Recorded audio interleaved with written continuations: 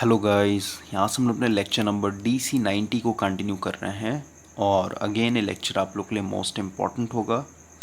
यहाँ से हम लोग एक बहुत ही इम्पॉर्टेंट टॉपिक को स्टार्ट कर रहे हैं। ये है आपका कैरेक्टरिस्टिक ऑफ DC मोटर। और कैरेक्टरिस्टिक जब आप समझ जाएंगे तो आपको हर एक मोटर का परफॉर्मेंस के बारे में समझ में आ जाएगा।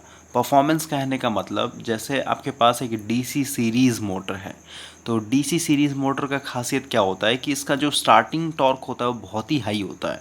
अब आपको ये पता चल गया कि इसका हाई स्टार्टिंग टॉर्क है, तो इसको हम लोग वहाँ पे यूज़ करेंगे जहाँ पे हैवी लोड को एक तरीके से खींचना हो, जैसे हम लोग ट्रैक्शन में यूज़ करते हैं। ओके, उसी तरीके से आप DC शंट मोटर को एक तरीके से एनालाइज करेंगे कैरेक्टरिस्टिक को पढ़ने के बाद, तो आपको समझ में आएगा कि DC शंट मोटर का जो स्पीड होता है वो ऑलमोस्ट कांस्टेंट होता है। ओके, तो इसको हम लोग मशीन टूल में यूज़ करेंगे, या फिर कहिए जो भी हमारे छोटे छोटे मोटर होते हैं जहाँ पे हम लोग को कांस्टेंट स्पीड चाहिए, जैसे सेंट्रीफ्यूगल पंप ये सब हो गया, वहाँ पे यूज़ करेंगे। ओके, तो कैरेक्टरिस्टिक जब आप समझेंगे तो वहाँ से आपको हर एक मोटर का परफॉर्मेंस समझ में आएगा। तो ये इम्पॉर्टेंट टॉपिक है और यहाँ से आपके बहुत सारे MCQs बनते हैं। तो हमेशा की तरह अभी हम लोग DC मोटर पढ़ रहे हैं, तो DC मोटर में आपको पता है कि टाइप्स होता है, और टाइप्स जो होता है आपका वो एक्साइटेशन के बेस्ड पे होता है। तो उस बेसिस पे मैंने यहाँ पे सबसे ऊपर में रखा है सेपरेटली एक्साइटेड DC मोटर, और बाकी का जो मोटर हो जाएगा वो आपके सेल्फ एक्साइटेशन बेस्ड पे आपका आ जाएगा DC shunt motor, DC series motor और DC कंपाउंड मोटर। ओके, अब यहाँ पे जो कैरेक्टरिस्टिक हम लोग पढ़ेंगे, सबसे पहले हम लोग यहाँ पे आप इमेजिन कीजिए मेरे पास एक DC मोटर है, राइट। तो इनपुट में हम लोग इसमें क्या दे रहे हैं, इलेक्ट्रिकल एनर्जी दे रहे हैं। इलेक्ट्रिकल एनर्जी कहने का मतलब क्या, हम लोग यहाँ पे वोल्टेज और करंट दे रहे हैं, राइट। और आउटपुट में देखें तो आउटपुट में हम लोग को मिल रहा है मैकेनिकल एनर्जी। मैकेनिकल एनर्जी कहने का मतलब क्या, आपका स्पीड मिलेगा और यहाँ पे मेरे को टॉर्क मिलेगा, राइट। यानी दोनों तरफ देखें तो भाई इधर भी हम लोग पावर दे रहे हैं, लेकिन इधर पावर मेरा क्या है, इलेक्ट्रिकल पावर है, वोल्टेज इनटू करंट। और आउटपुट में देखेंगे तो इधर मेरे को पावर मिल रहा है, लेकिन ये कौन सा पावर है, मैकेनिकल पावर है, राइट। तो मैकेनिकल पावर इक्वल टू क्या हो जाएगा, स्पीड इनटू टॉर्क, ठीक है। तो अभी अगर हम लोग बुक के हिसाब से कैरेक्टरिस्टिक का डेफिनेशन समझें तो इसका मतलब होता है characteristic is a graph between two independent quantities, ठीक है। जैसे आप कैरेक्टरिस्टिक ड्रॉ करते हैं तो आपके पास तो दो ही एक्सिस है ना, एक एक्स एक्सिस हो गया, एक वाई एक्सिस हो गया, राइट। तो जैसे अभी अगर हम लोग मैग्नेटाइजेशन कर्व को थोड़ा सा रिवाइज करें तो क्या था आपका, फ्लक्स वर्सेस IF, राइट। तो दो कैरेक्टरिस्टिक, दो क्वांटिटी है कि नहीं, फील्ड करंट और आपका फ्लक्स। तो अभी हम लोग मोटर के लिए अगर देखें भाई, तो मोटर में मेरे पास इंडिपेंडेंट क्वांटिटी क्या क्या है। जैसे मोटर के केस में हमारा सबसे इंपॉर्टेंट था टॉर्क, राइट।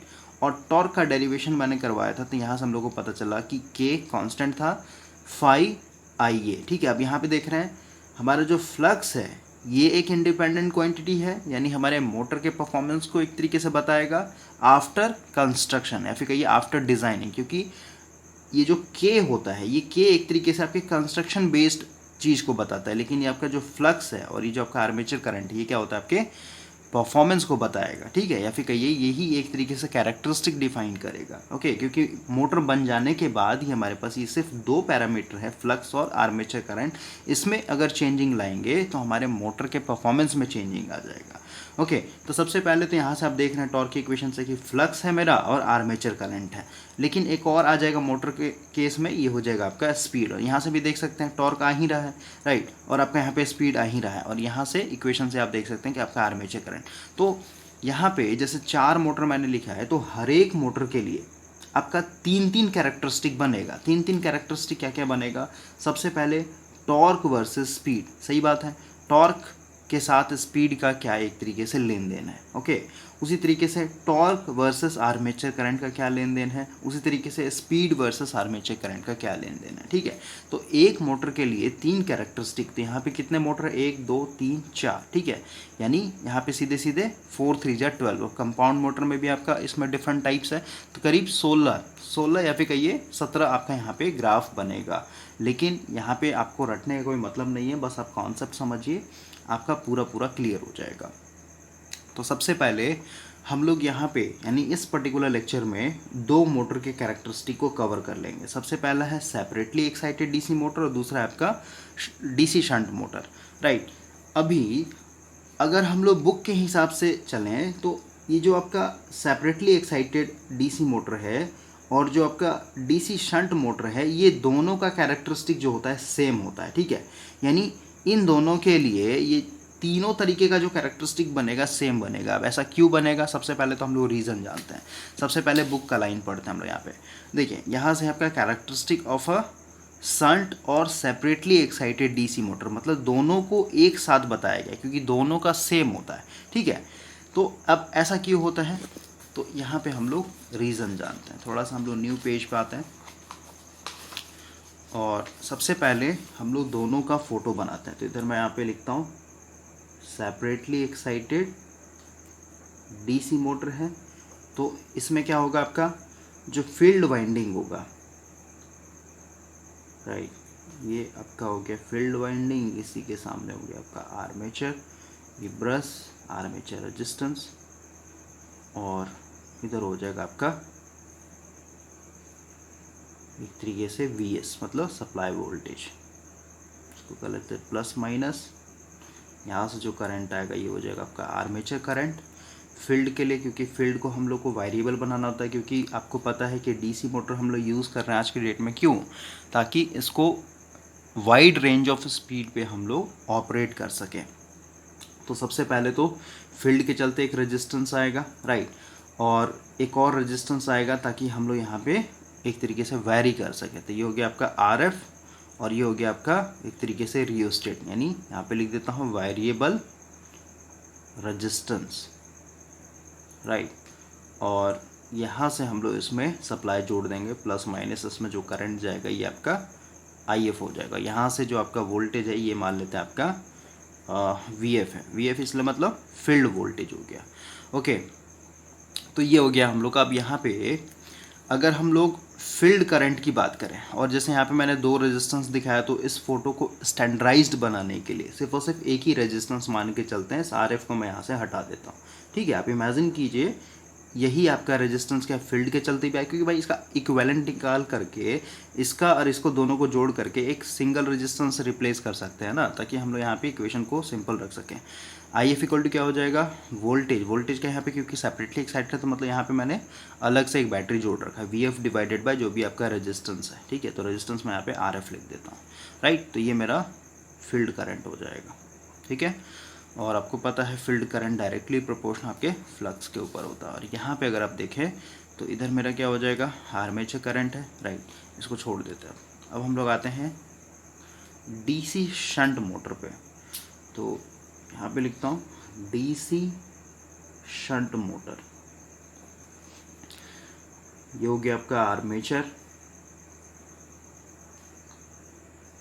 ये हो गया आपका फील्ड, इसमें हो जाएगा आपका रेजिस्टेंस, ये हो जाएगा यहीं पे RA दिखा देता हूँ, और ये हो जाएगा आपका यहाँ से supply voltage plus minus VS, okay. अब यहाँ से जो करंट आएगा, यानी सप्लाई करंट बोलिए फिर लाइन करंट बोलिए, क्या हो जाएगा आपका IA, क्योंकि इस पॉइंट पे आकर दो पार्ट में टूटेगा। एक करंट इधर आएगा आर्मेचर की तरफ, उसको IA बोलेंगे, इधर जो जाएगा आपका IF बोलेंगे, ठीक है। IA प्लस IF हो जाएगा। अब यहाँ पे ध्यान से समझने वाली बात है भाई कि दोनों का कैरेक्टरिस्टिक जो होता है सेम क्यों होता है। सबसे पहले अगर मैं यहाँ पे IF की बात करूँ, ठीक है, यानी फील्ड करंट, तो आपको पता है कि भाई ये वाला जो वोल्टेज होगा ना, मतलब जो भी आपका सोर्स वोल्टेज होगा, ये जो वोल्टेज होगा यही वोल्टेज आपके आर्मेचर के पास भी है और यही वोल्टेज क्या है आपके फील्ड के पास भी है। समझ रहे बात को? इसका मतलब क्या हुआ कि फील्ड के पास जो वोल्टेज होगा वो कौन सा होगा, VS डिवाइडेड बाय आपका जो भी आपका RF, मतलब यहाँ पे जो फील्ड रेजिस्टेंस होगा वो, राइट। समझ रहे हैं?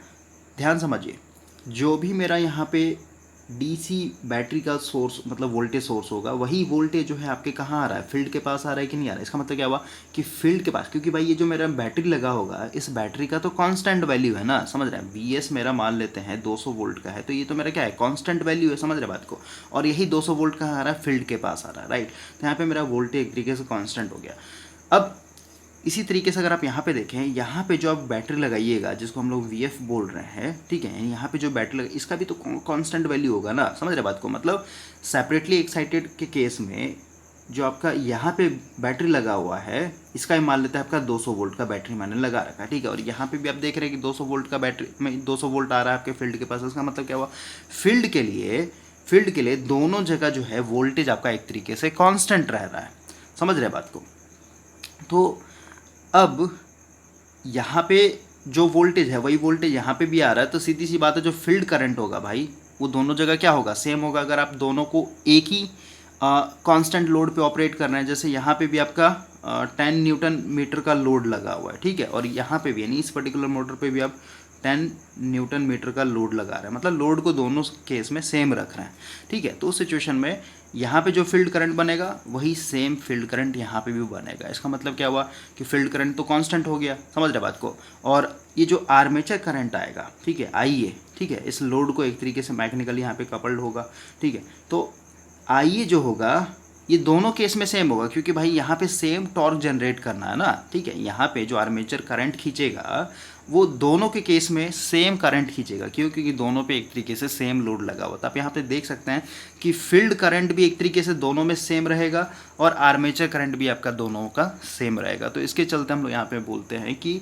जो आपका सेपरेटली एक्साइटेड डीसी मोटर है और डीसी शंट मोटर है, इनका जो कैरेक्टरिस्टिक होता है बिल्कुल सेम होता है। इसीलिए ज़्यादातर बुक में दोनों को एक ही साथ मर्ज करके आपका यहाँ पे बता दिया जाता है। ओके, तो वही लिखा हुआ है, in both the cases of shunt and separately excited DC motor the field is supplied from a constant voltage so that the field current is constant, ठीक है, फील्ड करंट आपका कांस्टेंट होगा। The two motor therefore have similar characteristic. Okay, तो आप इस तरीके से कह सकते हैं। और आर्मेचर करंट भी आप कह सकते हैं, बिकॉज मैंने यहाँ पे लोड को कांस्टेंट रखा हुआ है, दोनों पे सेम लोड लगाइए तो कहिएगा कि आर्मेचर करंट भी आपका यहाँ पे सेम खींचेगा। अब हम लोग इन दोनों को एक में मर्ज करके सिर्फ और सिर्फ एक कैरेक्टरिस्टिक पढ़ लेंगे तो वो दोनों के लिए हो जाएगा, डीसी शंट मोटर के लिए भी और सेपरेटली एक्साइटेड के लिए भी। तो सबसे पहला जो हमारा कैरेक्टरिस्टिक होगा भाई, सबसे पहले देखिए कुछ इक्वेशन मैं यहाँ पे लिखता हूँ, और इक्वेशन को लिखने से पहले कुछ एग्जाम्पल लेते हैं, ठीक है। सबसे पहले आप बाइक का एग्जाम्पल लीजिए।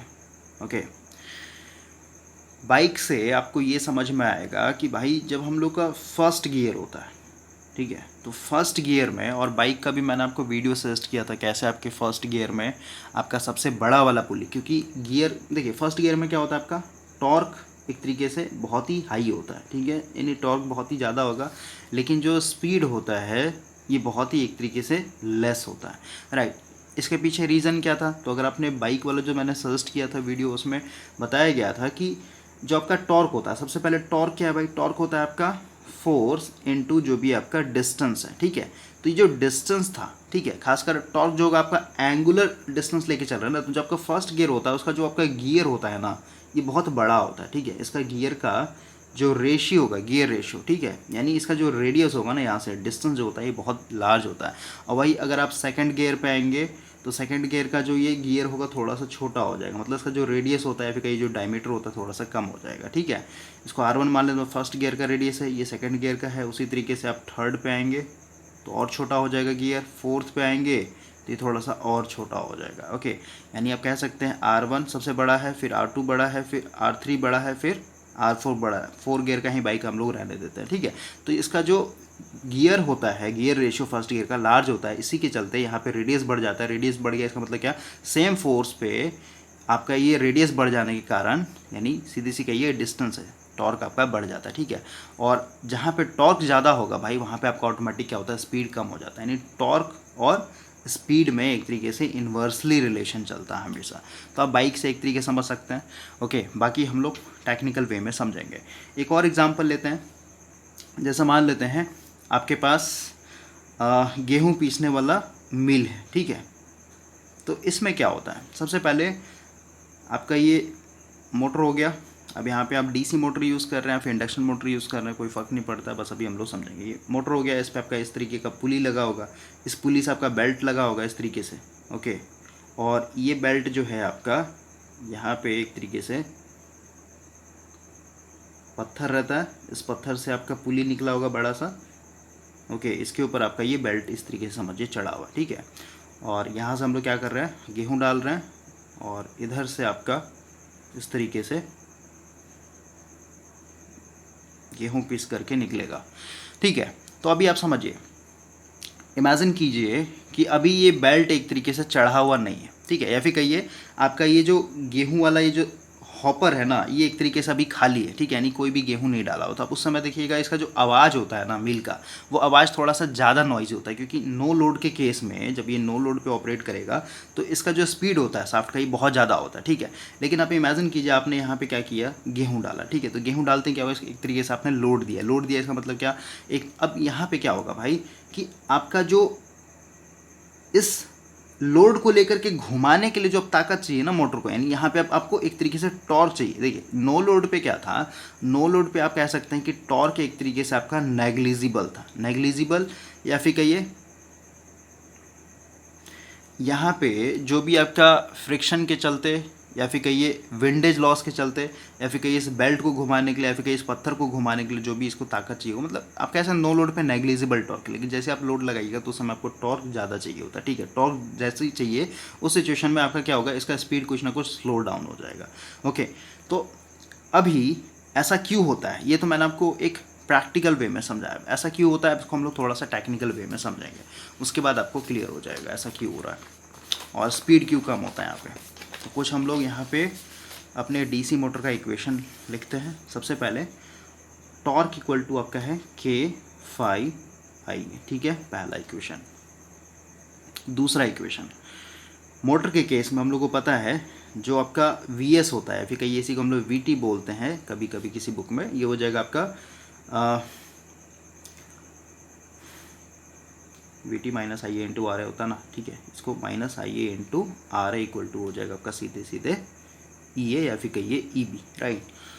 और यहाँ पे EB है या फिर कहीं EA है, तो EA इक्वल टू क्या होता है, EA कुछ नहीं आपका EG के बराबर है, ठीक है, या फिर कहीं इसको EB बहुत तरीके का नाम होता है। ये हो जाएगा आपका EA का मतलब क्या, आर्मेचर इंड्यूस्ड EMF, EG का मतलब जनरेटेड EMF और EB का मतलब मोटर के केस में बैक EMF या फिर कहिए काउंटर EMF, राइट। तो ये हो जाएगा आपका K∅ ओमेगा, ठीक है। और कोई इक्वेशन नहीं है। अब हम लोग यहाँ पे आते हैं। देखिए सबसे पहले जब आपने लोड लगाया, ठीक है, जब हम लोग लोड लगाते हैं तो उसको टेक्निकल वे में बोलते हैं कि लोड टॉर्क, ठीक है, इसको शॉर्टकट में लिखेंगे लोड टॉर्क है मेरा, ठीक है। और जो मोटर यहाँ पे जैसे ये मोटर है, ठीक है, तो ये मोटर जब इसमें मान लेते हैं पुली से हम लोगों ने क्या किया, लोड को कनेक्ट किया, तो इस समय जो मोटर अपना टॉर्क बनाएगा ना अपने अंदर, उसको बोलते हैं इंड्यूस्ड टॉर्क, ठीक है, इंड्यूस्ड टॉर्क। जो लोड लगा उसको हम लोग बोलते हैं लोड टॉर्क, ठीक है। और जो मोटर खुद का अपना ये लोड बना रहे हैं, सॉरी टॉर्क बना रहा है, उसको हम लोग बोलते हैं इंड्यूस्ड टॉर्क। ओके, तो अभी आप इमेजिन कीजिए कि मेरे पास ये एक मोटर है, ठीक है, और ये अभी नो लोड पे चल रहा था, ठीक है, इसी तरीके से चल रहा है। लेकिन अभी हम लोगों ने क्या किया, लोड लगाया इसको, ठीक है। अब लोड लगाते ही यहाँ पे एक तरीके से पुली कनेक्ट कर देना और साफ्ट दिखा देना, ठीक है, मतलब लोड लग गया। लोड लगते ही क्या होता है भाई कि आपका स्पीड कमेगा, और ये एक तरीके से यूनिवर्सल लॉ है। जैसे आप अगर फ्रीली एक तरीके से रन कर रहे हैं, ठीक है, तो आपका स्पीड ज़्यादा होगा। वही अगर आपके कमर में कोई टायर बांध देगा, ठीक है, रस्सी से, तो आपका स्पीड कम हो जाएगा। फिर कहिए आपको किसी का हाथ पकड़ के उसको खींचना होगा तो आपका स्पीड कम हो जाएगा, राइट। तो जैसे ही आप एक तरीके से यहाँ पे लोड लगाइएगा, ठीक है, यानी लोडेड कंडीशन चल रहा है, लोड लगाइएगा, स्पीड आपका कम हो जाएगा। अब जैसे ही स्पीड कम होगा तो अभी एक इक्वेशन मैंने आपको बताया था, IA यानी आर्मेचर करंट इक्वल टू क्या होता है, VT minus IARA divided by आपका ये हो जाएगा, सॉरी यहाँ पे EB होगा, EB डिवाइडेड बाय RA, ठीक है। अब बोलिए कहाँ से इक्वेशन आया भाई, ये वाला इक्वेशन है, ठीक है, इससे मैंने यहाँ से IA निकाल लिया। तो IA इक्वल टू क्या हो जाएगा आपका, ये माइनस है ना यहाँ पे, ठीक है, तो VT माइनस EB, ये ऑलरेडी कल वाले लेक्चर मैंने आपको बताया था, I equal to VT minus EB divided by RA। अब समझिए जैसे मैंने लोड लगाया, लोड लगाते क्या होगा, मेरा स्पीड कम हो जाएगा। स्पीड कम होने का मतलब क्या है, आप देख रहे हैं इस वाले इक्वेशन से कि EB जो होता है ये होता है डायरेक्ट K∅, ओमेगा, ठीक है। यानी आपका स्पीड कम हो, जैसे आपने लोड लगाया स्पीड कम हो गया, स्पीड यहाँ पे अगर कम हुआ यानी ओमेगा अगर आपका कम हुआ यहाँ पे भाई, आप कह सकते हैं कि आपका ईबी कम हो जाएगा, बैक ईएमएफ कम हो जाएगा, क्योंकि आप देख रहे हैं कि ईबी डायरेक्टली प्रोपोर्शनल मेरा क्या है, स्पीड के ऊपर है। तो आप लोड लगाएंगे तो लोड लगाते हैं, स्पीड कम हो गया, स्पीड कम हो गया मतलब ईबी कम हो गया, ठीक है। यानी यहाँ पे आपका ईबी कम हो गया। और अगर ईबी कम हो गया, ध्यान समझिए, अगर ये मेरा ईबी कम हो रखा है, इसका मतलब क्या हुआ कि ओवरऑल जो ऊपर में वोल्टेज है ना मेरा, ऊपर में वोल्टेज क्या है, अगर मैं इसको थोड़ा सा साफ तरीके से यहाँ पे लिखूँ, I A equal to V T minus E B divided by R A, ठीक है। ई बी मेरा कम हो गया, ठीक है। ई बी कम हो गया, इसका मतलब क्या है कि ओवरऑल जो मेरा मेन वोल्टेज से, भाई ई बी कम होने का मतलब क्या है कि ओवरऑल ऊपर का वोल्टेज क्या एक तरीके से बढ़ गया है, ठीक है। और ऊपर ओवरऑल अगर वोल्टेज मेरा बढ़ गया तो इसका मतलब आप कहेंगे कि मेरा आई ए बढ़ जाएगा, समझ रहे हैं। और अगर आई ए बढ़ गया, और आप अभी यहाँ पे देख रहे हैं कि टॉर्क के इक्वेशन से कि जब मेरा आई ए बढ़ता है तो ऑटोमेटिक मेरा यहाँ पे टॉर्क बढ़ता है। इसका मतलब क्या हुआ, जब ये मोटर नो लोड पे था, ठीक है, इमेजिन कीजिए जब ये मोटर नो लोड पे था तो इसमें जो मेरा आर्मेचर करंट होगा ना, एक तरीके से क्या होगा, नेग्लिजिबल होगा, राइट, नेग्लिजिबल होगा, ओके। क्यों, क्योंकि इसका स्पीड बहुत ही मैक्सिमम है, और स्पीड मैक्सिमम होने का मतलब क्या हुआ भाई कि ईबी मेरा बहुत ही लार्ज है, और ईबी मेरा बहुत लार्ज है, इसका मतलब क्या है, वीटी माइनस ईबी, मतलब आप कह सकते हैं कि वीटी और जो ईबी है ये अप्रॉक्सीमेटली बराबर होगा नो लोड के केस में, ठीक है। इसका मतलब कहेंगे कि आप ओवरऑल जो वोल्टेज दे रहे हैं मोटर के अंदर, क्योंकि जो भी आपका, जैसे मान लेते हैं आपका जो बैटरी लगा हुआ है ये 100 वोल्ट का, ठीक है, और ईबी भी मान लेते हैं आपका अप्रॉक्स यहाँ पे 95 वोल्ट बना हुआ, ठीक है। तो ओवरऑल कहेंगे ना कि ये माइनस में है, तो इसका मतलब ओवरऑल वोल्टेज कितना बचा, 5 ही वोल्ट बचाना, तो 5 वोल्ट के चलते आपका मोटर में करंट आ रहा हो, तो जो करंट आ रहा होगा 5 वोल्ट के चलते भाई आइए, ये तो बहुत ही स्मॉल होगा। देखिए नो लोड के केस में भाई फ़ोन डिस्चार्ज हो गया था इसलिए फ्लैश बंद हो गया, तो यहाँ से हम लोग फिर से कंटिन्यू करते हैं। देखिए नो लोड का मतलब क्या होता है, सबसे पहले समझिए, ऐसा नहीं है कि नो लोड पे आपको मोटर के शाफ्ट को घुमाने के लिए टॉर्क नहीं चाहिए, टॉर्क उस समय चाहिए, ठीक है, लेकिन ये जो टॉर्क का मैग्नीट्यूड होगा, जो वैल्यू होगा, ये बहुत ही स्मॉल होगा। सबसे पहले देखिए, जब नो लोड पे आपका मोटर, तो इस समय इसको क्या चाहिए, जो भी फ्रिक्शन हो रहा है बेयरिंग में या फिर कहिए ब्रश कांटेक्ट के चलते, ओके, जो भी आपके फ्रिक्शन में लॉसेस जा रहा है उसको ओवरकम करना है सबसे पहले तो, ठीक है। और जो भी आपका विंडेज लॉस हो रहा है उसके चलते, मतलब सिर्फ और सिर्फ उसी को, जो भी आपका friction loss plus windage loss के चलते जो भी आपका रेजिस्टेंस हो रहा है, जो कि शाफ्ट को घूमने नहीं दे रहा, उसी को कंपनसेट करने के लिए आपको टॉर्क चाहिए, ठीक है। तो जो टॉर्क होता है नो लोड पे बहुत ही स्मॉल होता है, ओके। और आपको मैंने यहाँ पे इक्वेशन के हिसाब से बताया कि जो आपका आई ए होगा ये होता है V T minus E B divided by R A. तो स्टार्टिंग के मतलब नो लोड के केस में जो स्पीड होता है एक तरीके से बहुत ही हाई होता है, ये हाई है, इसका मतलब क्या, ई बी मेरा एक तरीके से ज़्यादा होगा, क्योंकि आपका ई बी एक तरीके से डायरेक्टली प्रोपोर्शनल स्पीड के ऊपर, स्पीड ज़्यादा, इसका मतलब ई बी मेरा ज़्यादा, ई बी मेरा कहने का मतलब ज़्यादा, इसका मतलब ओवरऑल जो वोल्टेज होगा, नेट वोल्टेज होगा, ये एक तरीके से जो आप मोटर के अंदर दे रहे हैं वो बहुत ही स्मॉल हो जाएगा, ठीक है। Let's say 5 volt, 5 volt divided by आपका जो आर्मेचर रेजिस्टेंस होगा 0.5 ओम या फिर कहिए 1 ओम, ठीक है। तो ओवरऑल जो आपका आर्मेचर करंट होगा एक तरीके से बहुत ही स्मॉल होता है नो लोड के केस में। और आपको पता है यहाँ पे टॉर्क का जो इक्वेशन है के फाई आई है, तो आपका जब ये करंट है एक तरीके से बहुत ही स्मॉल है, तो आप कहेंगे कि टॉर्क जो जनरेट हो रहा है नो लोड के केस में वही आपका बहुत ही स्मॉल होगा। लेकिन जब हम लोग लोड लगाएंगे, तो जैसे हम लोग लोड लगाते हैं भाई, लोड लगाने का मतलब क्या है कि अब आपके शाफ्ट के ऊपर, यानी मोटर का जो शाफ्ट है उसके ऊपर बहुत ज़्यादा एक तरीके से वजन दे दिया गया है, ठीक है, लोड दे दिया गया है। तो उस सिचुएशन में आपका ऑटोमेटिक क्या होगा, स्पीड कमेगा, स्पीड कमेगा। तो अभी इस इक्वेशन के हिसाब से कि ई बी मेरा डायरेक्टली प्रोपोर्शनल होता है, तो स्पीड मेरा एक तरीके से कम हो गया क्योंकि लोड लगा दिया मैंने, तो ई बी मेरा कमेगा। और ई बी जैसे ही कमेगा तो ये जो मेरा इक्वेशन है I A equal to V T minus E B divided by R A, तो ये जैसे ही कमेगा इसका मतलब क्या हुआ, ओवरऑल जो वोल्टेज होगा, क्योंकि इन दोनों के बीच का डिफरेंस चल रहा है, ठीक है, ये एक तरीके से कम हो गया, तो सीधी सी बात है मेरा वी टी ऑटोमेटिक क्या हो जाएगा, इसको वी टी को कोई ऑपोजिशन नहीं मिलेगा, ठीक है। तो उसके चलते आपका आर्मेचर करंट ऑटोमेटिक क्या हो जाएगा, बढ़ेगा। और आर्मेचर करंट अगर आपका बढ़ गया, इसका मतलब कहेंगे कि मेरा टॉर्क एक तरीके से, यानी जो भी इंड्यूस टॉर्क करेगा मोटर, जो अपना खुद का टॉर्क बनाएगा वो ऑटोमेटिक बढ़ जाएगा, समझ रहे हैं।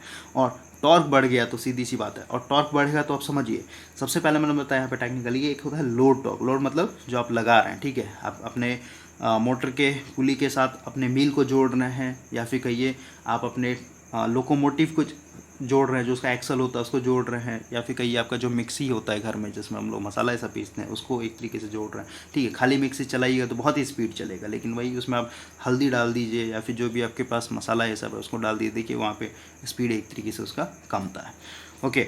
तो अभी मान लेते हैं जो भी लोड टॉर्क है, ठीक है, इस सिचुएशन में समझिए, अगर लोड टॉर्क आपका बड़ा है एज़ कम्पेयर टू जो भी आपका मोटर टॉर्क इंड्यूस्ड कर रहा है, तो इस सिचुएशन में क्या होगा, आपका स्पीड ओवरऑल कमेगा और एक ऐसे स्टेट पे आपका ये स्पीड एक तरीके से आ जाएगा जहाँ पे लोड टॉर्क बराबर हो जाएगा इंड्यूस्ड टॉर्क के। ओके, और इस सिचुएशन में आपका एक पर्टिकुलर स्पीड रहेगा मोटर का, ठीक है, नो लोड से हमेशा कम ही रहेगा इस पर्टिकुलर स्पीड पे, और इसको हम लोग बोलते हैं स्टेबल हो चुका है, आपका जो मोटर है एक तरीके से स्टेबल हो चुका है।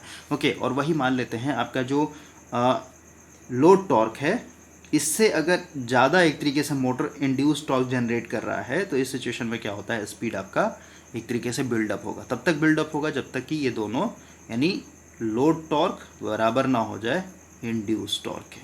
ओके, तो जहाँ पे ये बराबर हो जाएगा वहाँ पे आपका स्पीड कांस्टेंट हो जाएगा। स्पीड कांस्टेंट हो गया, इसका मतलब ऑटोमेटिक वहाँ पे कहिए कि ये स्टेबिलिटी एक तरीके से अचीव कर रखा है। और मैंने आपको कार का एग्जांपल दे करके बताया था कि स्पीड हम लोग को क्यों चाहिए, मोटर के केस में स्पीड हम लोग को क्यों मेंटेन करके रखना होता है, क्योंकि स्पीड ही डिफाइन करता है कि कितना जल्दी आपका वो वर्क डन होगा। समझ रहा है?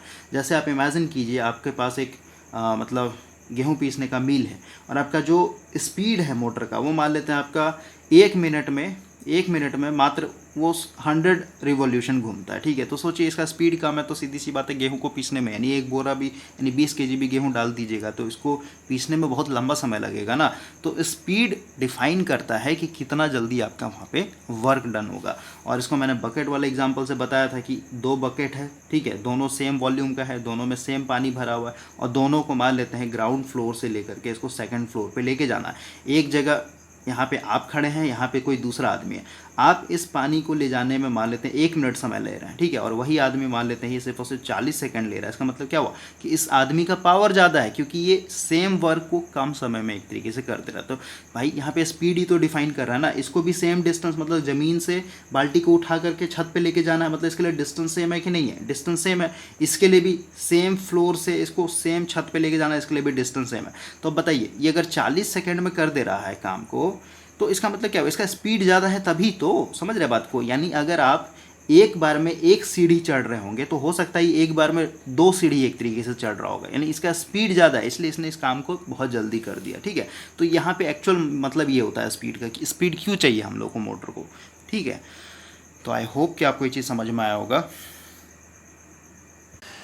तो यहाँ से हम लोग अब अपने कैरेक्टरिस्टिक के ऊपर आते हैं और कैरेक्टरिस्टिक को स्टार्ट करने से पहले स्पीड के बारे में एक चीज़ और जान लीजिए कि ऐसा नहीं है भाई कि हम लोग अपने मोटर के लिए कितने भी हाई आरपीएम को एक तरीके से डिज़ाइन कर लेंगे ताकि हम लोग का वहाँ पे वर्क जल्दी से हो जाए। नहीं, ऐसा नहीं है।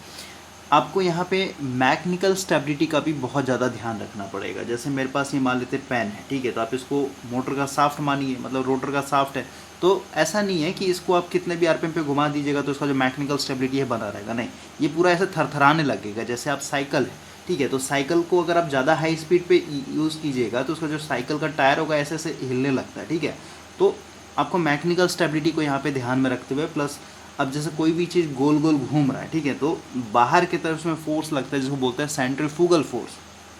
और आपको पता है कि इसी साफ्ट के ऊपर आपका क्या है, आर्मेचर वाइंडिंग किया हुआ है, तो वाइंडिंग ऐसे उखड़ने का ज़्यादा चांसेस होता है, ठीक है। यानी वियर एंड टियर को आपको ध्यान रखते हुए आपको अपने स्पीड को यहाँ पे जज करना होता है। तो अभी सबसे पहले हम लोग कुछ इक्वेशन लिखते हैं और ऑलरेडी आपको पता है, जैसे हम लोग का ये V T minus I A into R A equal to E B है, ठीक है। और बैक ई एम एफ का आपको पता है यहाँ पे E B equal to K phi omega, यानी स्पीड। यहाँ पे हम लोग पुट करते हैं V T minus I A R A equal to K phi omega, और यहाँ से मेरे को स्पीड का रिलेशन मिल जाएगा। अभी हम लोग कौन सा कैरेक्टरिस्टिक ड्रॉ करने जा रहे हैं, सबसे पहले तो ये समझना होगा आपको। अभी हम लोग यहाँ पे देखना चाहते हैं भाई speed versus I A, okay. अभी जस्ट मैंने आपको समझाया था कि 3 कैरेक्टरिस्टिक हर एक मोटर के लिए आपका बनेगा। तो 3 कैरेक्टरिस्टिक यहाँ पे आप देखें अगर जे बी गुप्ता के हिसाब से, torque versus armature current, speed versus armature current और स्पीड वर्सेस टॉर्क। तो अभी हम लोग ये सेकंड वाला पहले देखते हैं, speed versus armature current, okay. तो अभी स्पीड वर्सेस आर्मेचर करंट को देखने के लिए हम लोग कहीं ना कहीं से तो इक्वेशन का जुगाड़ लगाना पड़ेगा ना, जो भी हम लोगों ने अभी सीखा है।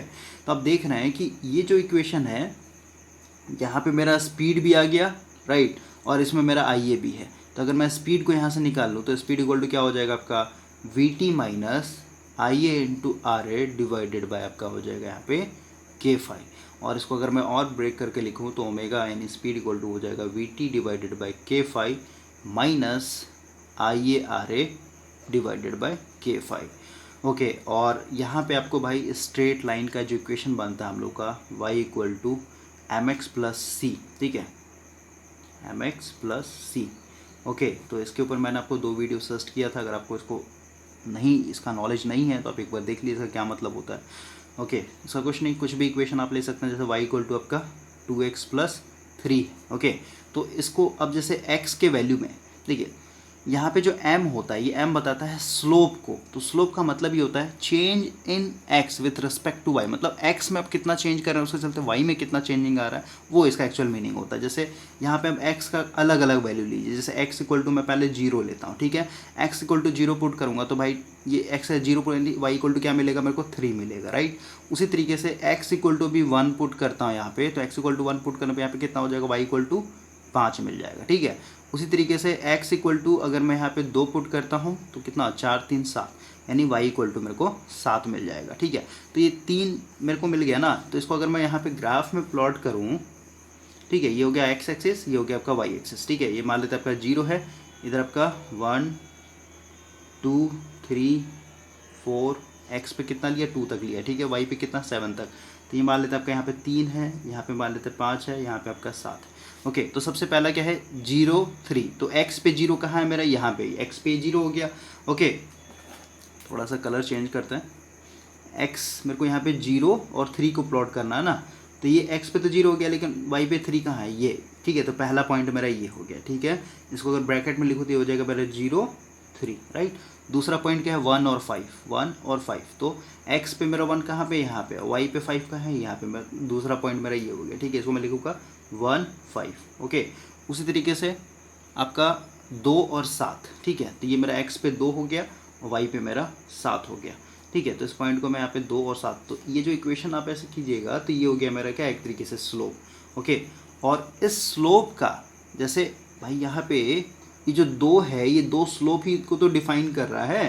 तो अगर आप देखें कि ये जो लाइन बना, ठीक है, सबसे पहले तो ये स्ट्रेट लाइन बना क्योंकि स्ट्रेट लाइन का इक्वेशन नहीं है आपका, और ये स्लोप डिफाइन करता है कि अगर आप x में अगर आप 1 का चेंजिंग कर रहे हैं तो y में आपका कितना हो जाएगा, 2 का चेंजिंग हो जाएगा, क्योंकि पास्ट में y पहले कितना था, 3 था, समझ रहे बात को, पहले y 3 था, अब x में 1 चेंजिंग किया तो y में कितना आ गया, 2 चेंज हो गया, ठीक है। 3 से डायरेक्ट 5 आ गया, अब ये 5 पे, तो 5 से डायरेक्ट आप x में एक और बढ़ाएंगे तो y में आपका ये देख रहे हैं 7, है ना, 2 का एक तरीके से गैप चला। तो ये स्लोप आपका बताता है भाई कि 2। वैसे भी आप ओम्स लॉ ले लीजिए, ओम्स लॉ क्या बोलता है आपका, जैसे मान लेते हैं वोल्टेज है, ये आपका करंट, ठीक है, या फिर कहीं इसको वोल्टेज मान लेते हैं, इसको करंट मान लेते, किसी भी एक्सिस पे ले लीजिए।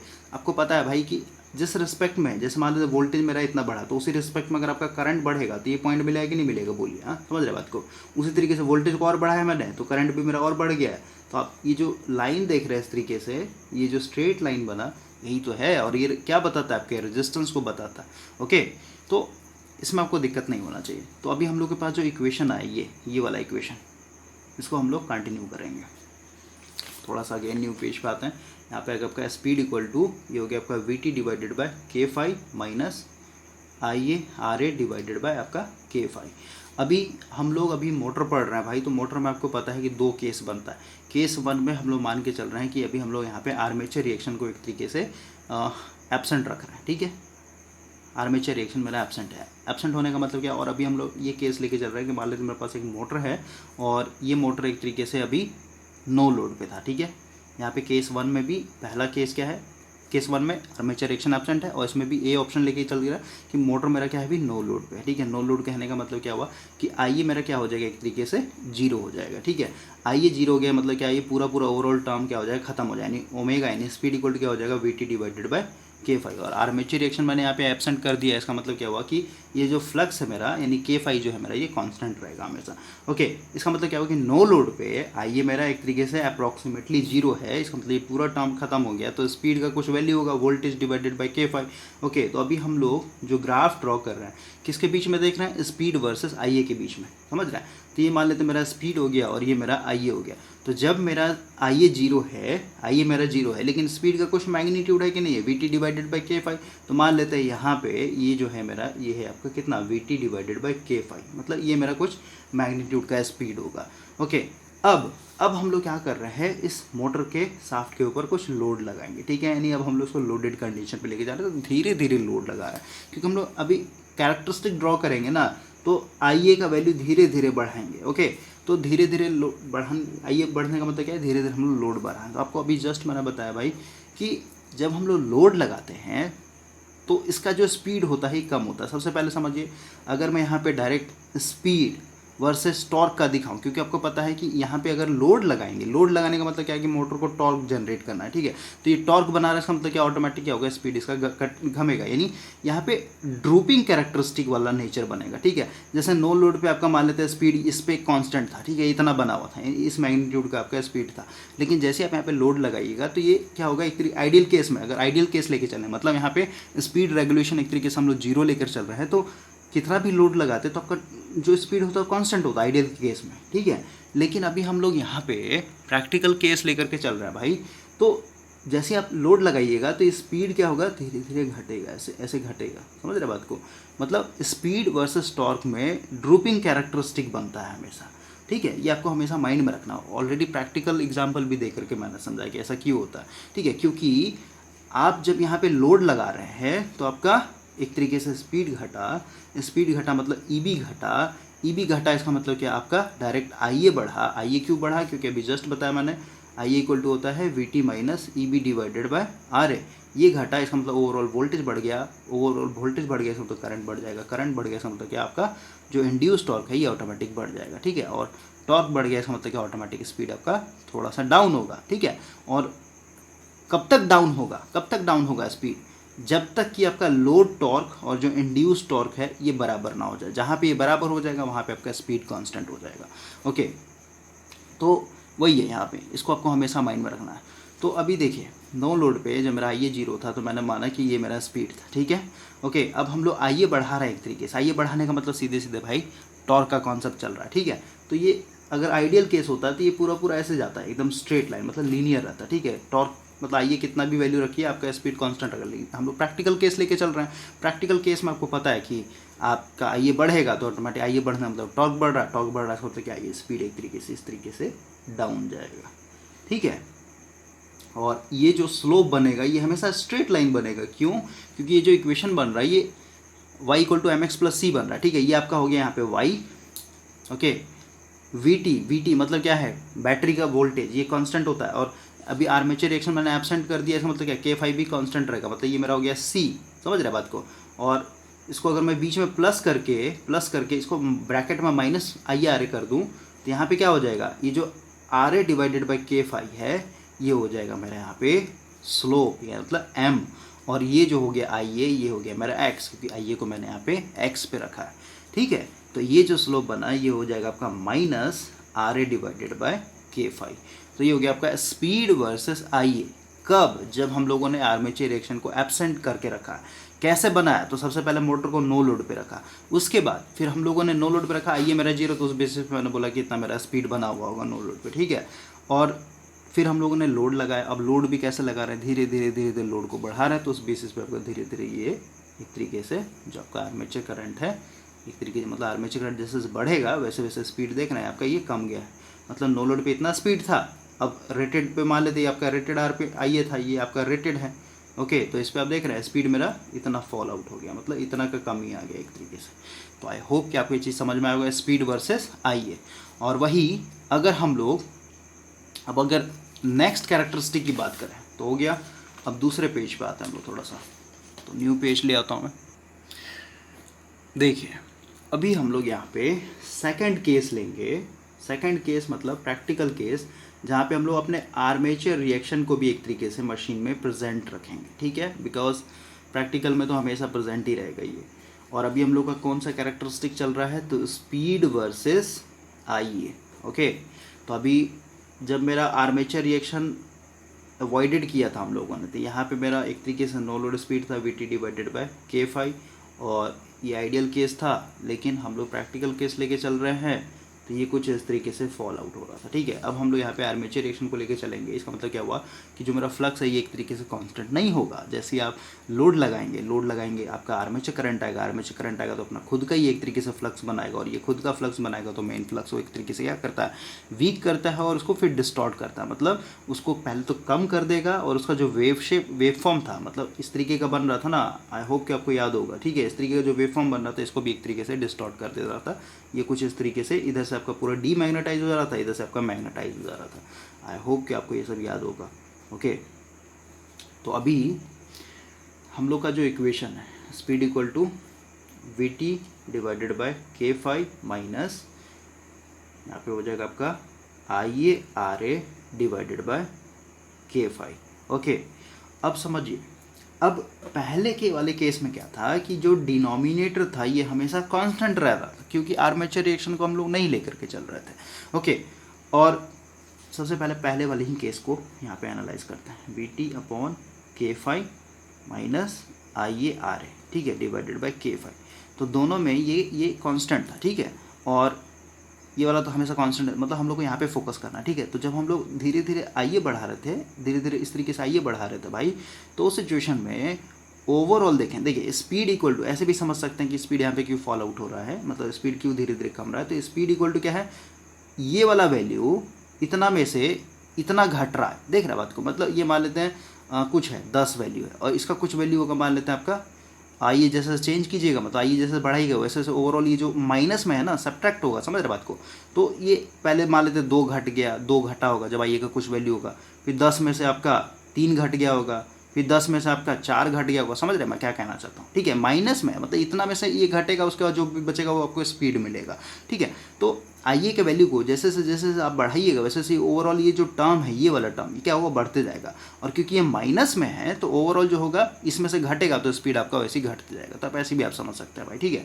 तो अभी वाले केस मतलब फर्स्ट वाले केस में क्या था, ये नीचे वाला जो डिनोमिनेटर था ये दोनों जगह कांस्टेंट था, सिर्फ और सिर्फ आई आपका एक तरीके से वेरिएबल था, क्योंकि आर ए तो हमेशा कांस्टेंट रहता है, समझ बात। लेकिन इस केस में जब हम लोगों ने सेकंड केस को लिया, आर्मेचर रिएक्शन यहाँ पे प्रेजेंट है, तो इस केस में भाई आपका अब ये वाला भी वैल्यू क्या है, एक तरीके से कांस्टेंट नहीं रहा, ये चेंज होगा, समझे।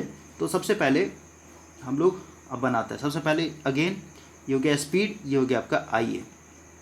तो हमेशा की तरह सबसे पहले हम लोग नो लोड लेंगे, तो नो लोड मतलब I equal to zero, I equal to zero से फर्स्ट आपका ये बचेगा V T divided by K phi, ठीक है। और नो लोड में आपको पता है कि आई अगर जीरो है तो कोई आर्मेचर रिएक्शन भी प्रेजेंट नहीं होगा, तभी नो लोड पे मैंने मान लिया कि ये V T upon K phi मेरा क्या है, एक तरीके से नो लोड स्पीड है मोटर का, ठीक है। और अगर हम लोग आइडियल केस लेते तो ये स्ट्रेट चला जाता, मतलब आइए के रिस्पेक्ट में स्पीड हमेशा कांस्टेंट होता है, लेकिन अभी हम लोग प्रैक्टिकल लेने की कोशिश कर रहे हैं, ठीक है। अब समझिए, जैसे हम लोग लोड लगाएंगे, लोड लगाने मतलब क्या, आर्मेचर करंट का वैल्यू धीरे धीरे एक तरीके से बढ़ाएंगे, पहले 1 एम्प मान लेते 0.5 एम्पियर, फिर 1 एम्पियर, फिर 2 एम्पियर, 3 एम्पियर, इस तरीके से आपका बढ़ रहा है, राइट। और रेटेड तक ही बढ़ाएंगे, ऐसा नहीं है कि आप अपने मर्जी से कितना भी आप बढ़ा दीजिएगा, नहीं, उस सिचुएशन में फिर आपका मोटर एक तरीके से जल जाएगा। रेटेड तक ही रखेंगे। तो अब समझिए, जैसे हम लोग लोड लगाएंगे तो इस केस में भाई आइए आते ही क्या होगा, ये खुद का अपना फ्लक्स बनाएगा, और खुद का फ्लक्स बनाएगा तो ओवरऑल क्या हो जाएगा आपका, ये जो मेन फ्लक्स है इसको कम करेगा। लेकिन मैंने आपको एक चीज़ बताया था, सैचुरेशन का इंपॉर्टेंस, कि हम लोग अपने मशीन में जैसे अगर हम लोग यहाँ पे मैग्नेटाइजेशन का उसको पढ़े, फ्लक्स वर्सेस आई एफ, तो आपका कुछ इस तरीके ग्राफ बनता है। ओके, और आपको मैंने बताया था कि जो मशीन होता है, ज़्यादातर मशीन हम लोग कहाँ यूज़ करते हैं, इधर इस आसपास में ऑपरेट करता है, ठीक है, ताकि जब आपका आर्मेचर रिएक्शन के चलते जो भी आपका फ्लक्स बन रहा है और ये ओवरऑल जो होगा आपके मेन फ्लक्स में से माइनस होगा, तो ओवरऑल जो आपका नेट फ्लक्स है ये ज़्यादा एक तरीके से कमेगा नहीं, क्योंकि सैचुरेशन रीजन में, तो मान लेते हैं अभी यहाँ पे ऑपरेट हो रहा था नो लोड पे, और जैसे आर्मेचर रिएक्शन है उसके चलते यहाँ पे पहुँच गया, तो भाई आप देखेंगे अगर इसको इस तरीके से, ये आपका था नो लोड पे, ठीक है, नो लोड, और ये था जब आपने रेटेड लोड लगा दिया, ठीक है। तो आप देख रहे हैं फ्लक्स के अंदर इतना ही सा कम आ रहा है, मतलब फ्लक्स डाउन होगा लेकिन ज़्यादा डाउन नहीं होने देता है, समझ रहे हैं। इसलिए हम लोग ज़्यादातर इसको नी पॉइंट के आसपास ऑपरेट करते हैं, फिर कहीं नी पॉइंट से थोड़ा सा मतलब सैचुरेशन रीजन के आसपास ऑपरेट करते हैं, ठीक है। तो अब समझिए जैसे हम लोग लोड लगाएंगे भाई, तो ये जो फ्लक्स है आपका, ये फ्लक्स ये थोड़ा सा कम होगा, ठीक है, ये डाउन होगा, समझे। लेकिन ये जो आई आ रहे हैं, समझिए ध्यान से समझिए, इसको हम लोग यहाँ पे लिखते हैं, omega N speed equal to V T upon K five minus I R A divided by K five, ठीक है। फर्स्ट केस में जब हम लोग आर्मेचर रिएक्शन को एब्सेंट लेकर के चला था, तो मान लेते के फाइव मैं कांस्टेंट ले रहा हूँ, ठीक है, वी टी को भी कांस्टेंट कर दे रहा हूँ, वी टी मान लेते हैं 100 और के फाइव मान लेते मेरा 5, ठीक है, minus I R A divided bye 5, ये हमेशा कांस्टेंट रहेगा, ओके। अब सेकंड केस में आते हैं, थोड़ा सा न्यूमेरिक वैल्यू समझाऊंगा ताकि आपको अच्छे समझ में आए। 100 मेरा कांस्टेंट है, 5, अब यहाँ पे 5 मेरा कांस्टेंट नहीं होगा, ठीक है, मतलब रेशियो भाई समझिए, ऊपर वाला जो है, ऊपर वाला ओवरऑल जो है आइए जब बढ़ेगा, देखिए कहने का मतलब क्या है, यहाँ पे हम लोग स्पीड को देखना चाहते हैं, ठीक है। ये वाला वैल्यू तो मेरा क्या होगा, 100 कांस्टेंट हो गया, और ये जो है नीचे में ये चेंज हो रहा है, लेकिन समझिए हम लोग को इस पर सिर्फ फोकस करना है, ठीक है, क्योंकि यही जो है नेट इसमें से माइनस होकर बचेगा, ठीक है, वो मेरा स्पीड कहलाएगा।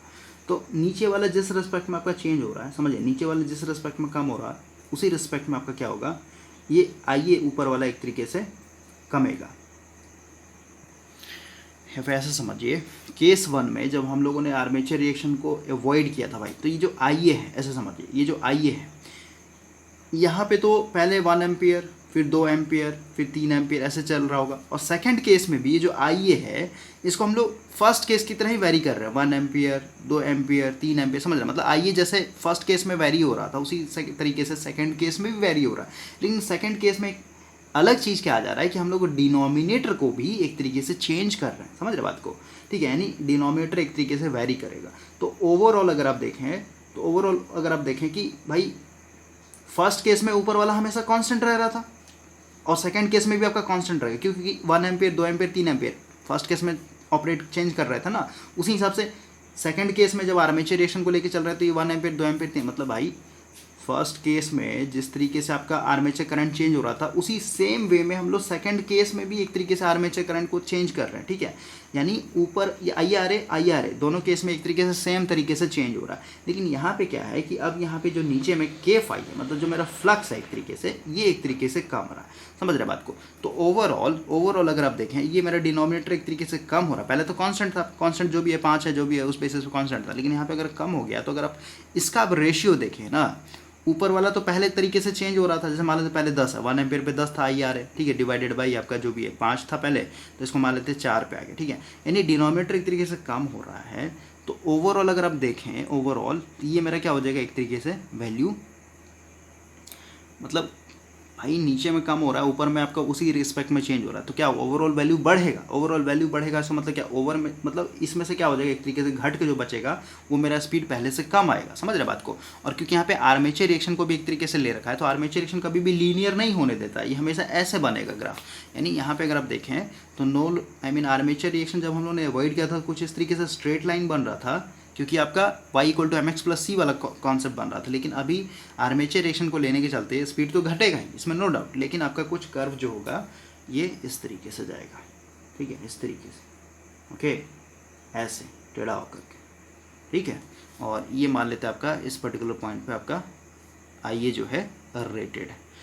तो आई होप कि आपको चीज़ समझ में आ गई। ये मतलब ग्राफ जो है थोड़ा सा ऐसे कर्व बनेगा भाई आर्मेचर रिएक्शन के चलते, ठीक है, क्योंकि आर्मेचर रिएक्शन में आपको पता है कि ऑलरेडी ये सैचुरेशन रीजन में, तो जिस रिस्पेक्ट में आपका ये मतलब करंट बढ़ रहा है ना, ठीक है, ये जिस रिस्पेक्ट में बढ़ रहा है उस रिस्पेक्ट में आपका ये फ्लक्स जो है डाउन नहीं होने देगा, कब तक, जब तक ये सैचुरेशन रीजन में काम कर रहा है। तो आई होप कि आपको ये चीज़ समझ में आया होगा। और ये था आपका स्पीड वर्सेस आर्मेचर करंट, और इसी तरीके से आपका सेपरेटली के लिए बनेगा और शंट के लिए भी बनेगा। अब हम लोग नेक्स्ट कैरेक्टरिस्टिक पे आते हैं, और ये बहुत ही आसान है, ये हो जाएगा आपका स्पीड वर्सेस आईए, सॉरी स्पीड वर्सेस आईए हो गया, टॉर्क वर्सेस, देखिए यहाँ पे आपके अशफाक हुसैन बुक में भी आपका सिंपल तरीका, मतलब आर्मेचर रिएक्शन को एक तरीके से लेकर के नहीं चला है, लेकिन वही अगर आप PS भीमराव बुक को फॉलो करेंगे तो PS भीमराव बुक में आप जैसे मैंने अभी आपको बताया speed equal to VT minus IRA K5 था ना, तो वही है। और यहाँ पे आपका कुछ इस तरीके का कर्व बनेगा, स्पीड वर्सेस आइए देखें यहाँ पे स्पीड वर्सेस आइए, ओके, इस तरीके का आपका कर्व बनेगा। ठीक है, यहाँ पे दोनों को मतलब थोड़ा सा कॉम्प्लिकेटेड कर दिया, एक ही ग्राफ में 2 ग्राफ बनाएगा, तो अभी हम लोग सिंपल वे में समझेंगे। ठीक है, तोड़ तोड़ के। तो एक ग्राफ कंप्लीट हो गया, अब हम लोग सेकंड पे आते हैं, स्पीड वर्सेस टॉर्क पे आते हैं भाई। ठीक है, तो ये तो ऑलरेडी मैंने आपको समझा दिया स्टार्टिंग वाले केस में ही। आपको वही एग्जांपल लेके समझना होगा कि आपके पास एक मोटर है, अभी मान लेते हैं नो लोड पे है, नो लोड पे तो इसका स्पीड अपना अच्छा खासा होगा, स्पीड अच्छा खासा है, इसका मतलब ईबी भी अच्छा खासा होगा, ईबी अच्छा खासा है, इसका मतलब अगर हम लोग आईए की बात करें तो आईए आपका एक तरीके से VT minus E B divided by R A हो जाएगा, राइट। तो ईबी मेरा बहुत ही एक तरीके से लार्ज है, मतलब आपका ये अप्रॉक्सीमेटली VT के बराबर होता है। इसका मतलब क्या कि आईए जो होगा मेरा एक तरीके से बहुत ही स्मॉल होता है, फिर इसको नेग्लिजिबल है क्योंकि नो लोड पे लेके चल रहा है। ठीक है, लेकिन वही अगर हम लोग इसको लोड लगाएंगे, ठीक है, यानी इस पर अगर हम लोग लोड लगाएंगे भाई, तो लोड लगाते क्या होगा, स्पीड मेरा फॉल होगा, गिरेगा, स्पीड गिरेगा, ईबी गिरेगा, ओवरऑल मेरा जो वोल्टेज होगा ये बढ़ जाएगा, ओवरऑल वोल्टेज बढ़ गया, इसका मतलब क्या आईए मेरा बढ़ जाएगा। समझ रहे बात को। ठीक है, और अगर हम लोग यहाँ पे देखें, ये हो गया मान लेते हैं स्पीड वर्सेस ये हो गया मेरा टॉर्क, तो यहाँ पे हमेशा स्पीड वर्सेस टॉर्क, अगर आइडियल केस होता तो एकदम कांस्टेंट रहता, लेकिन आपको पता है स्पीड वर्सेस टॉर्क में प्रैक्टिकल केस लेके चलेंगे तो ये आपका कुछ इस तरीके से फॉल आएगा। ठीक है, यानी ड्रूप करेगा, ड्रूपिंग कैरेक्टरिस्टिक आप कह सकते हैं। ठीक है, तो ये तो बेसिक तरीके से समझाया, इसको और भी इक्वेशन के हिसाब से समझते हैं। सबसे पहले हम लोग ये वाला कर्व समझ लेते हैं। ठीक है, स्पीड वर्सेस टॉर्क थोड़ा सा हम लोग डेप्थ में जाके समझेंगे, इसको थोड़ा यहाँ पे पॉज करते हैं, एक लास्ट समझते हैं। यहाँ पे ये हो जाएगा आपका टॉर्क वर्सेस आर्मेचर करंट। ठीक है, ये भी आपका आसान है।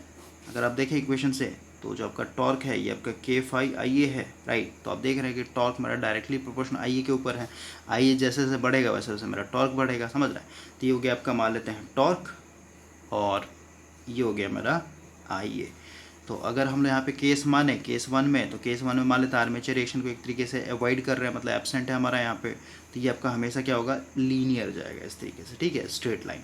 और वही अगर आप केस 2 लेकर के चलेंगे, तो केस 2 में आप आर्मेचर रिएक्शन को लेकर चले, यानी प्रैक्टिकल केस लेकर चल रहे हैं, तो आपको पता है भाई कि जिस रिस्पेक्ट में, समझिए, जैसे जैसे आपका ये आईए बढ़ेगा वैसे वैसे कुछ देर के लिए, मतलब कुछ दूर तक आपका लीनियरली ये कर्व फॉलो होगा इस तरीके से। ठीक है, लेकिन आपको पता है, मान लेते हैं अभी आर्मेचर करंट बढ़ाते जा रहे हैं, लेकिन एक ऐसा टाइम आएगा भाई कि जब आर्मेचर करंट इतना स्ट्रांग हो जाएगा कि इसके चलते जो फ्लक्स बन रहा है, ठीक है, यानी आर्मेचर के कंडक्टर में जो करंट आया, उस करंट के चलते जो फ्लक्स बन रहा है, एक पर्टिकुलर आर्मेचर करंट के वैल्यू को बढ़ाते जाएंगे, उसके बाद ये जो आर्मेचर करंट के चलते जो फ्लक्स बनेगा ये इतना स्ट्रांग बन जाएगा कि मेन फ्लक्स को ये इतना कम कर देगा, यानी इतना कमज़ोर कर देगा कि अब, क्योंकि आप देख रहे हैं कि टॉर्क जो है आपका फ्लक्स के ऊपर भी डिपेंड कर रहा है, समझ रहे बात को। तो ओवरऑल जो आर्मेचर करंट बढ़ाते जा रहा है उसके चलते जो आर्मेचर रिएक्शन इतना ज़्यादा लार्ज हो जाता है कि आपका ये जो फ्लक्स होगा, मेन फ्लक्स, ये कम जाता है। ठीक है, ओवरऑल कम हो गया, इसका मतलब क्या हुआ, फिर यहाँ से आपका लीनियरली आर्मेचर वर्सेस, मतलब आर्मेचर करंट वर्सेस टॉर्क में नहीं जाएगा। ठीक है, यहाँ से आपका इस तरीके से बैंड हो जाएगा, समझ रहे हैं। तो यही आपका ग्राफ यहाँ पे बताया गया। ठीक है, इस वाले ग्राफ को अभी हम लोग ऑरिजिन वाले पे फोकस कर रहे हैं, जीरो से जो स्टार्ट किया मैंने आपको। ठीक है, ये क्या मतलब होता है इसको भी मैं आपको समझाता हूँ।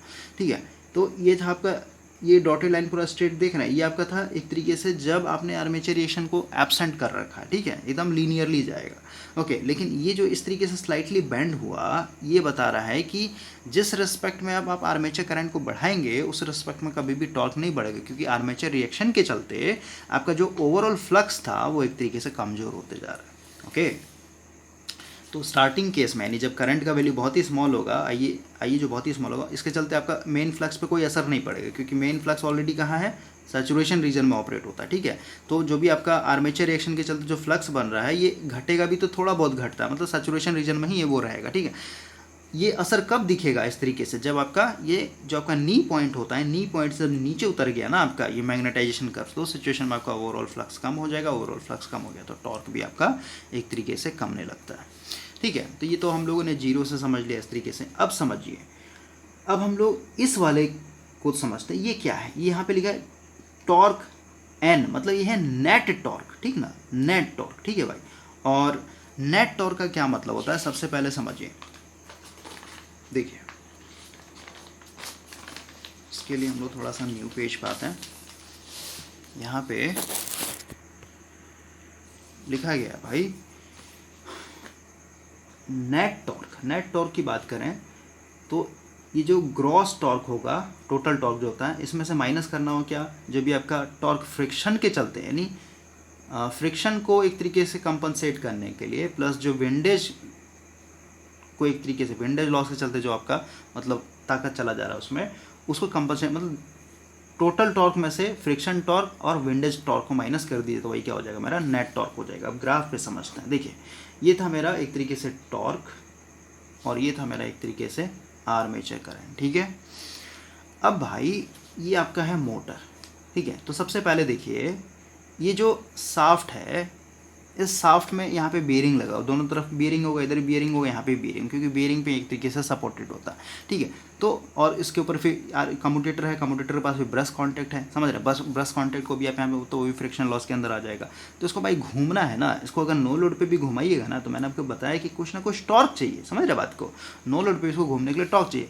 अब कितना टॉर्क चाहिए, तो ये तभी घूम पाएगा जब आप फ्रिक्शन लॉस और विंडेज लॉस को एक तरीके से क्या कर सके, कंपनसेट कर सके, तभी एक तरीके से इसको घूमने में बनेगा, ठीक है। इसका मतलब क्या हुआ कि अभी जैसे अगर आप कुछ आर्मेचर करंट देते हैं, मान लेते इतना आपने आर्मेचर करंट दे दिया, यहाँ पे मान लेते 0.5 एम्पियर है, ठीक है, 0.5, तो 0.5 एम्पियर के चलते जो भी आपका टॉर्क बनेगा, ये टॉर्क जो है ये फ्रिक्शन और विंडेज लॉस को ही एक तरीके से कंपनसेट करने में ख़त्म हो गया, समझ रहे बात को। जैसे ये शाफ्ट ऐसे पड़ा हुआ है, ठीक है, तो भाई इसको मैं घुमाने के लिए मान लेता हल्का सा मैं इसको टॉर्क दे रहा हूँ अपने इस राइट हैंड के 2 फिंगर से, ठीक है, हल्का सा जो टॉर्क दे रहा हूँ, तो भाई ये हल्का सा टॉर्क देने में नहीं घूमेगा, क्यों, क्योंकि ये जो हल्का सा मैंने टॉर्क दिया तो वो टॉर्क कहाँ कंपनसेट हो गया, फ्रिक्शन के चलते, और विंडेज लॉस उसको खा गया। इसका मतलब क्या हुआ, ये जो 0.5 एम्पियर जब ये करंट खींचेगा भी ना मोटर,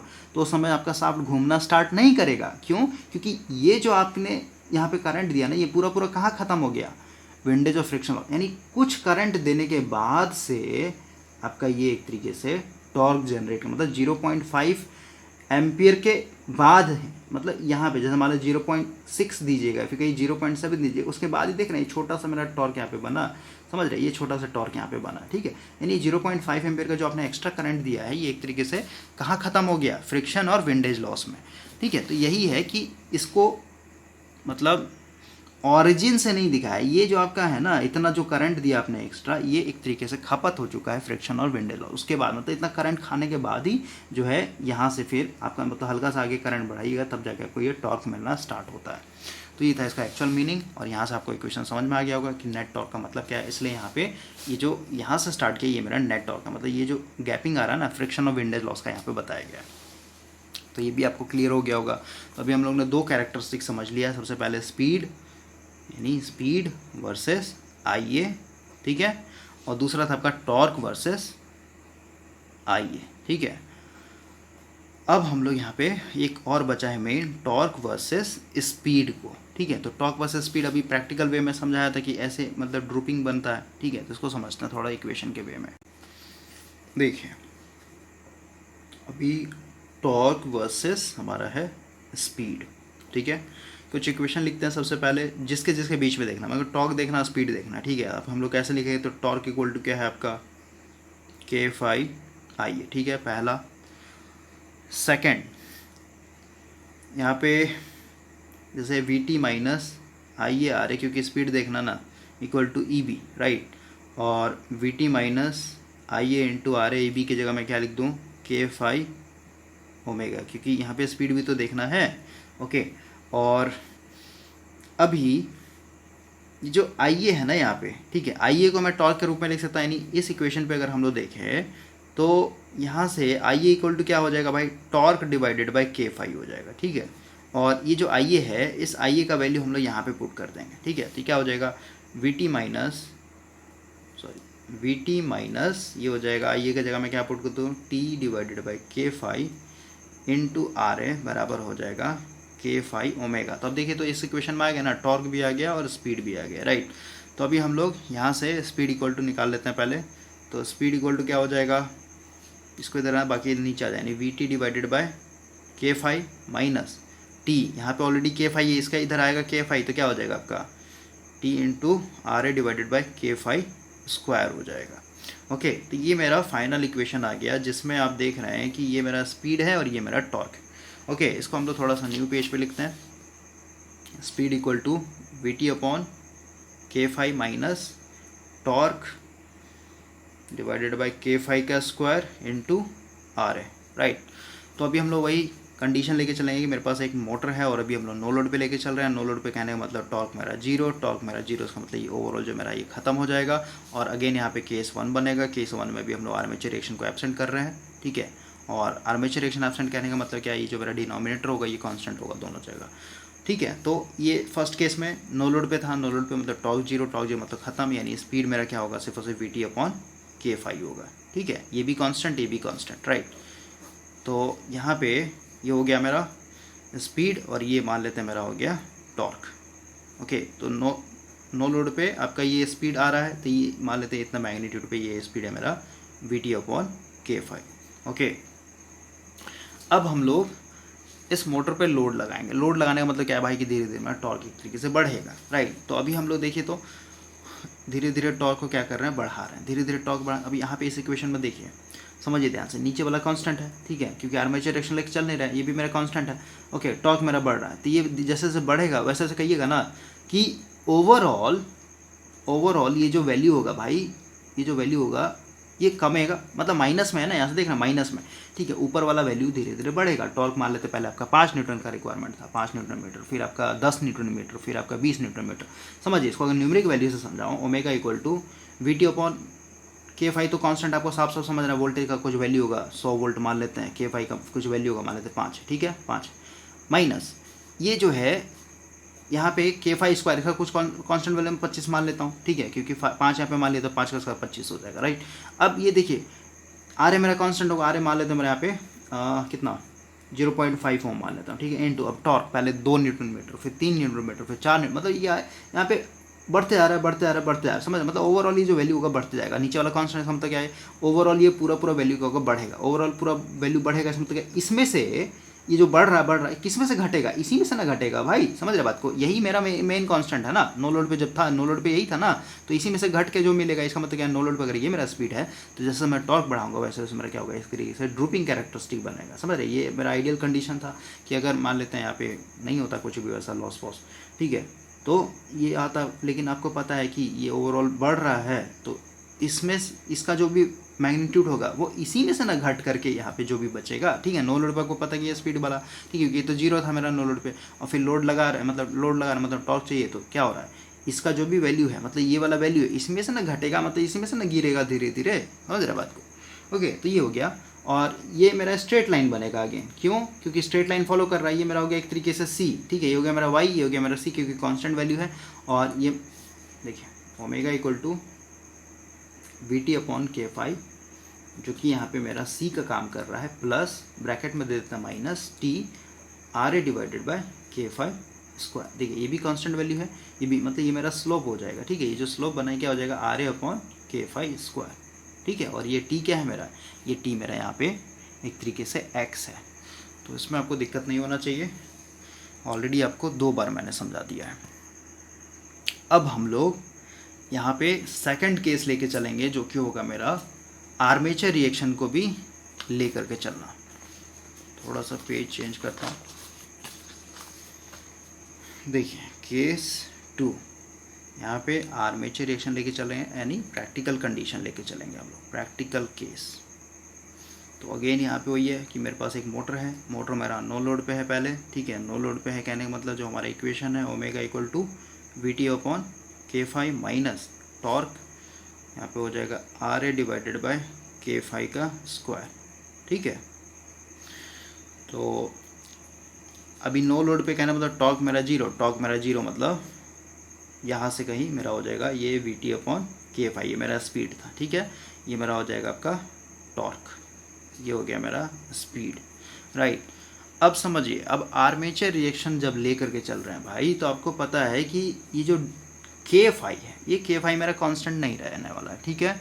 अब ये कांस्टेंट नहीं रहने वाला है, इसका मतलब क्या, और ऑलरेडी मैंने आपको बताया था कि जब आपका टॉर्क बहुत स्मॉल होगा स्टार्टिंग केस में, ठीक है, मान लेते हैं 5 न्यूटन मीटर का चाहिए, फिर 10 न्यूटन मीटर का चाहिए, समझ रहे बात को। टॉर्क मतलब सीधे सीधे यहाँ पे आर्मेचर करंट की बात हो रही है भाई, ठीक है। ऑलरेडी मैंने आपको करंट के हिसाब से समझाया था।